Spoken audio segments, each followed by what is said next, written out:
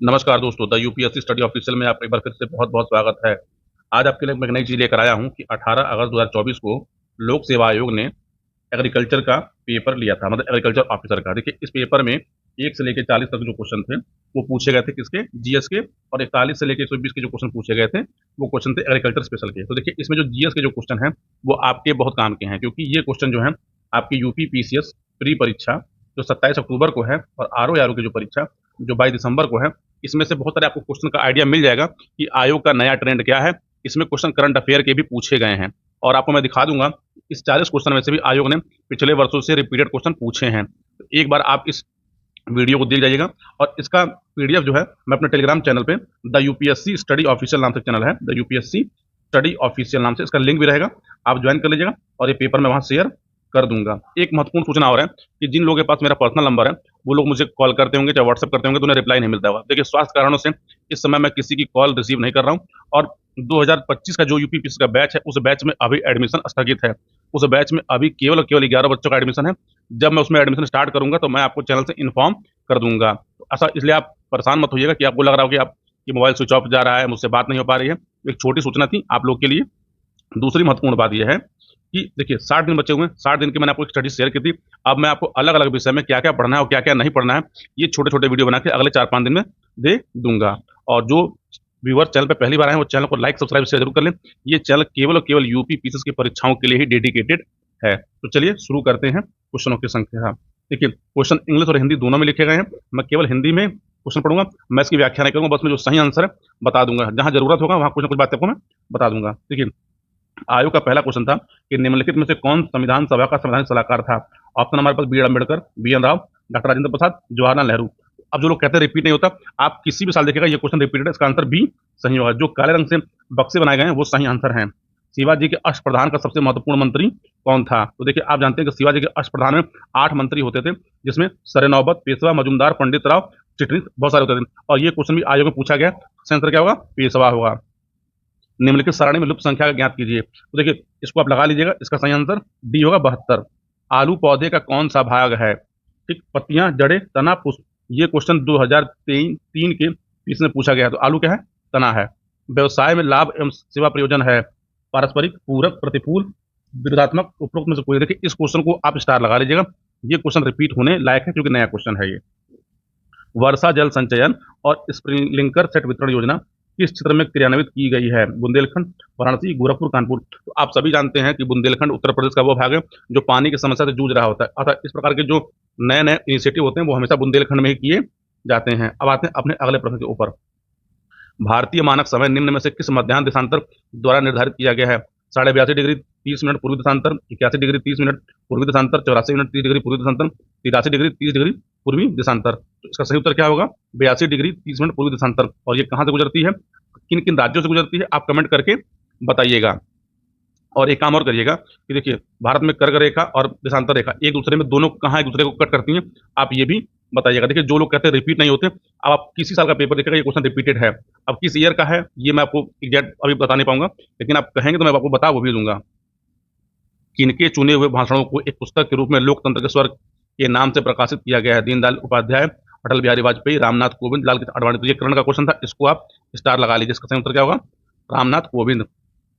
भारत के संदर्भ में निम्नलिखित अधिनियमों को उनके वर्ष से सुमेलित कीजिए और सूचियों के नीचे दिए गए कूट के प्रयोग से सही उत्तर चुनिए।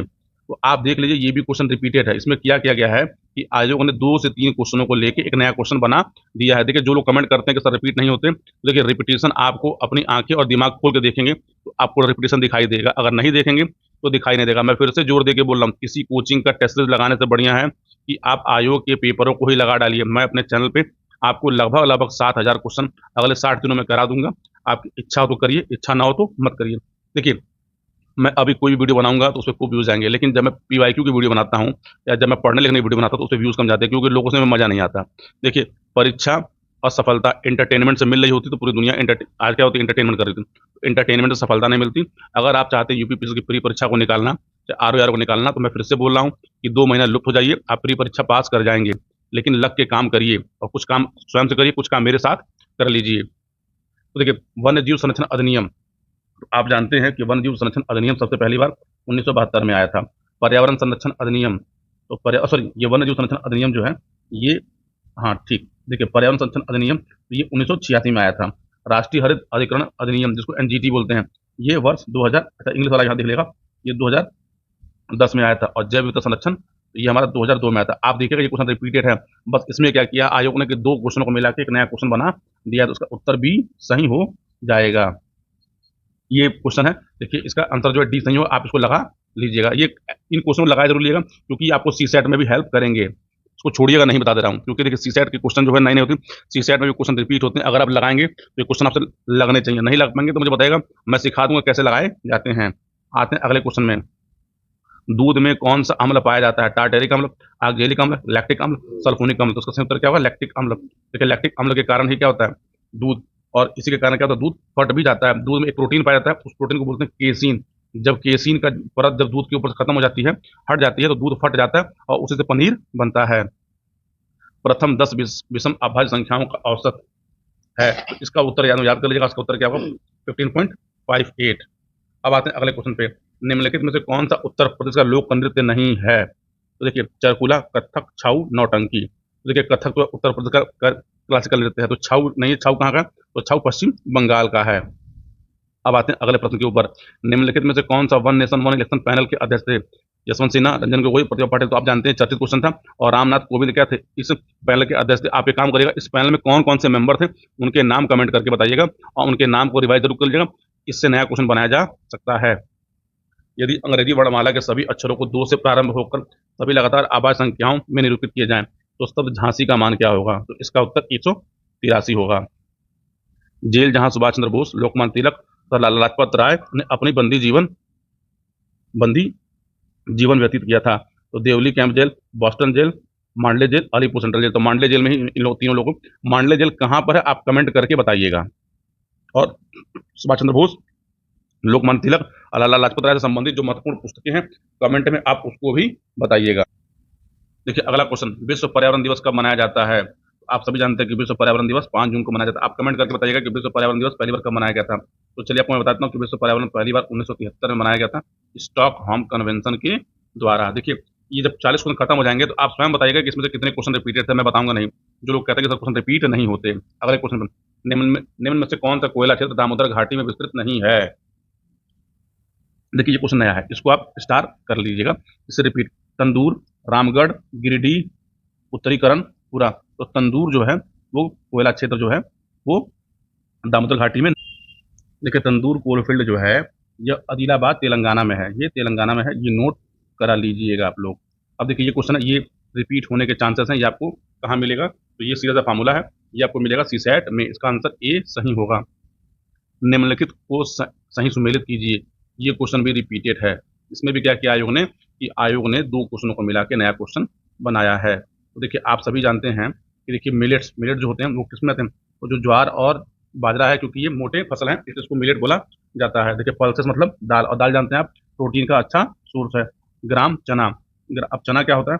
तो चना हमारा जो है ये किसमें आएगा? तो चना हमारा रबी की फसल है। चाय, तो चाय हमारा एक प्लांट है, पौधा है, क्योंकि चाय का रोपण किया जाता है। कि आयोग कैसे नए क्वेश्चनों को बना के पूछ रहे हैं, इसको ध्यान जरूर दीजिएगा इस पेपर को आप सभी लोग।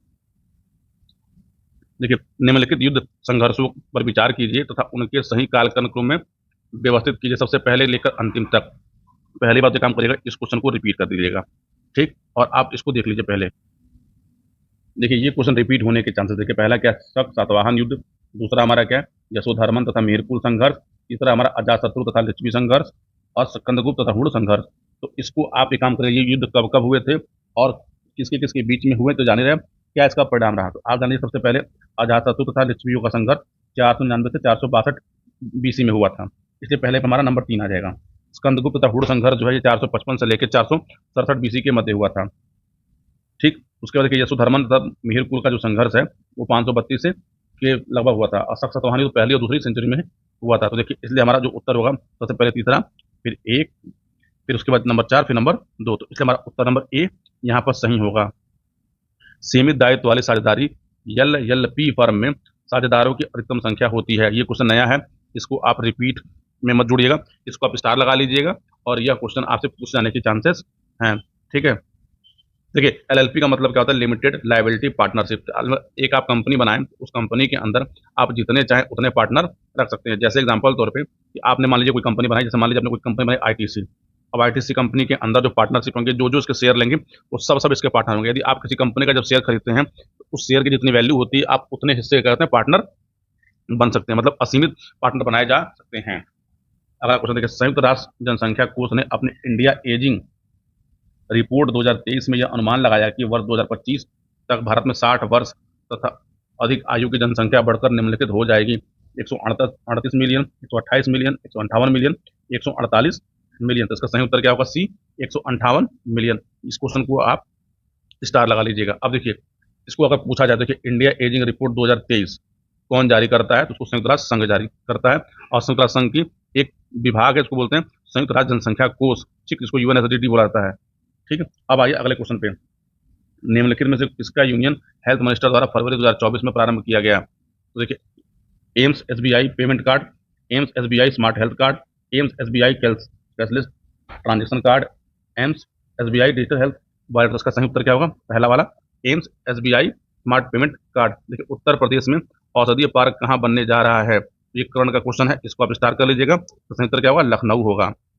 अब देखिए, दो संख्याओं का महत्तम समापवर्तक 16, निम्नलिखित में से कौन सा कभी भी उनका लघुत्तम समापवर्तक नहीं हो सकता? इसको आप लगा लीजिएगा, नहीं लग पाए मुझे बताइएगा। इसका उत्तर डी होगा। निम्न में से उत्तर प्रदेश का कौन सा जनपद 4 राज्यों की सीमाएं स्पर्श करता है? ये क्वेश्चन रिपीटेड है, आप जानते हैं इसका उत्तर क्या होगा? सोनभद्र। आप कमेंट करके बताइएगा कि वे कौन कौन से 4 राज्य हैं जो सोनभद्र की सीमा से लगते हैं। भारत सरकार द्वारा किस वर्ष पर्यावरण नियोजन एवं समन्वय की राष्ट्रीय समिति गठित की गई थी? देखिए, ये क्वेश्चन जो है नए तरीके से पूछा गया है, हालांकि क्वेश्चन रिपीटेड है, ये ध्यान रखिएगा। इसने इस नाम से पूछा, देखिए आपसे, national committee of environment planning and coordination. ठीक, इसका उत्तर हमारा होगा 1972। आते हैं अब अगले, एक हार्स पावर का मान होता है, तो ये आसान क्वेश्चन, ये भी क्वेश्चन रिपीटेड है। एक हार्स पावर में जो होते हैं 746 वाट होता है। अब देखिए, यदि दिल्ली का कोड CCIDD है, तो बॉम्बे का कोड क्या होगा? ये आसान से क्वेश्चन, इसको आप स्वयं कर लेंगे। इसका उत्तर होगा ए। सूचना का अधिकार अधिनियम किस वर्ष पारित हुआ था? तो सूचना का अधिकार अधिनियम वर्ष 2005 में पारित हुआ था, लेकिन 2006 से लागू हुआ था, ध्यान रखिएगा। इसलिए उसका उत्तर होगा बी। निम्नलिखित में से किसने पारिस्थितिकी तंत्र शब्द को प्रतिपादित किया? Odum, Tansley, Charles Elton, Forbes. ये भी क्वेश्चन रिपीटेड है, आप चाहे तो पीवाई को उठाकर देख लीजिएगा। इसका उत्तर क्या होगा? टांसले। प्रथम ब्रिटिश व्यापारिक कारखाना कहाँ स्थापित हुआ? सूरत, मछलीपट्टनम, हुगली, मद्रास। देखिए, इसमें कंफ्यूजन लोगों को होता है। देखिए, उनको अनुमति तो सूरत में मिली थी, सबसे पहली बात तो सूरत में उनको अनुमति मिल गई थी 1608 में ही, लेकिन स्थापित जो किया गया था वो 1613 या 14 के आसपास में मछलीपट्टनम में किया गया था, और जहांगीर के शासनकाल में हुआ था। जहांगीर ने ही इनको अनुमति सबसे पहले दी थी। अब आइए अगले क्वेश्चन पे, नीचे भारत के रबड़ उत्पादक राज्यों की सूची दी गई है, उत्पादन की प्रतिशत मात्रा के अनुसार घटते क्रम में सही युग्म को चुनिए। इसको स्टार लगा लीजिएगा। तमिलनाडु, कर्नाटक, केरल, अंडमान निकोबार। देखिए, पहली बात तो यह है कि आप जानते हैं रबड़ जो है एक लैक्टस का पेड़ होता है, उसके दूध से बनाया जाता है, ठीक, उसको लैक्टस बोलते हैं। तो सबसे ज़्यादा होता है केरल में, नंबर 2 पे हमारा है तमिल कर्नाटक, नंबर 3 पे हमारा अंडमान, सॉरी, नंबर 1 पे हमारा, हाँ, केरल रहेगा, नंबर 2 पे तमिलनाडु, नंबर 3 पे कर्नाटक, नंबर 4 पे ये है। तो इसको कर लीजिएगा। और कहाँ कहाँ मिलते हैं, अच्छा, किस पौधे से होता है, उस पौधे का नाम कमेंट करके आप बताइएगा। अब आते हैं अगले क्वेश्चन पे। ये क्वेश्चन मैथमेटिक्स का है। एक आया जिसका परिमाप 54 मीटर, जिसकी भुजाएं कम से 7 मीटर और 4 मीटर भी कम किया जाता है, ताकि वो एक वर्ग बन जाए, इस वर्ग का क्षेत्रफल है। ये सीसेट का रिपीटेड क्वेश्चन है, ध्यान रखिएगा। देखिए, अगर आप तैयारी कर रहे हैं तो आपको PYQ के क्वेश्चन याद हो जाने चाहिए। आपको देखिएगा, जिनके 115, 116, 110 सही क्वेश्चन होते हैं, उनको PYQ रटा हुआ है, जान लीजिए आप। इसका उत्तर होगा डी। अक्टूबर 2023 में नई दिल्ली में आयोजित G20 वृक्षारोपण समारोह में भारत सरकार की ओर से कौन सा पौधा लगाया गया था? इसको स्टार लगा लीजिएगा। ठीक, इसका उत्तर होगा बरगद। किसी तेल की शुद्धता का मूल्यांकन करने के लिए कन्नौज में fragrance and flavour development centre FFDC की स्थापना की गई। पाम तेल, मेंथा तेल, सोयाबीन तेल, राइस तेल। आप जानते हैं कि मेंथा तेल के अंदर सुगंध होता है, और आपका कन्नौज जो जिला है वो इत्र के लिए प्रसिद्ध है, इसलिए वहाँ पे मेंथा तेल किसके लिए स्थापना की गई थी? मानव शरीर में किडनी उत्तरदायी है किसके लिए? आप जानते हैं किडनी का मेन वर्क क्या होता है? एक्सट्रैक्शन, यानी किडनी हमारे उत्सर्जन के लिए महत्वपूर्ण अंग है। ये भी क्वेश्चन रिपीटेड है। भारतीय कृषि सांख्यिकी अनुसंधान संस्थान कहाँ स्थित है?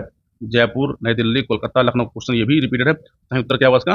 तो नई दिल्ली होगा। 1 रुपए का नोट किसके द्वारा जारी किया जाता है? भारतीय रिजर्व बैंक द्वारा, भारतीय सरकार द्वारा, सेंट्रल बैंक ऑफ इंडिया द्वारा, भारतीय स्टेट बैंक द्वारा। इसका उत्तर क्या होगा? भारत सरकार द्वारा। देखिए, याद रखिएगा कि 1 रुपए का जो नोट होता है उसको भारत सरकार जारी करती है, और उस पर जो होता है वित्त सचिव का फाइनेंस सेक्रेटरी का साइन होता है। 2 रुपए से लेकर जितने भी मूल्य के नोट होंगे उसको आरबीआई जारी करता है और उस पर साइन जो है आरबीआई गवर्नर के होते हैं। तो देखिए ये 40 क्वेश्चन जो थे जीएस के फॉर्म में पूछे गए थे और भी 2 अभी नए पेपर हुए हैं, मैं जल्द ही उन पेपरों को भी करा दूंगा। देखिए अब आप खुद से कमेंट करके बताइएगा कि इस 40 क्वेश्चन में आयोग ने कितने क्वेश्चन पीवाईक्यू से पूछा है। देखिए क्वेश्चन पीवाईक्यू से रिपीट होते हैं, मैं फिर से बोल रहा हूँ, और 27 अक्टूबर का जो पेपर हो जाएगा तो 28 अक्टूबर या 29 अक्टूबर को कितने क्वेश्चन पीवाईक्यू से रिपीट किए गए हैं ये मैं आपको दिखा दूंगा, तो आपकी आंखें उसमें खुल जाएंगी। मैं फिर से बोल रहा हूँ, पीवाईक्यू या तो स्वयं से कर लीजिए या मेरे साथ कर लीजिए। देखिए स्वयं से करेंगे तो आप उसको पढ़ते जाएंगे, मेरे साथ करेंगे तो मैं उसमें से कौन कौन से महत्वपूर्ण चीज़ें हैं मैं आपको वो अपने अनुभव से बताता चलूंगा। करना ना करना आपके ऊपर है, परीक्षा देना आपको है, परीक्षा पास करना आपकी अपनी नैतिक जिम्मेदारी है। तो अब इसको या तो पास कर लीजिए या फिर समय बहुत है, यूट्यूब देखते रहिए, रील देखते रहिए। थोड़ी कड़वी बातें मैं बोलता हूँ लेकिन काम की बातें हैं इसलिए बोल रहा हूँ। तो चलिए मिलते हैं अगले वीडियो में। पूरा वीडियो देखने के लिए आप सभी का बहुत बहुत धन्यवाद।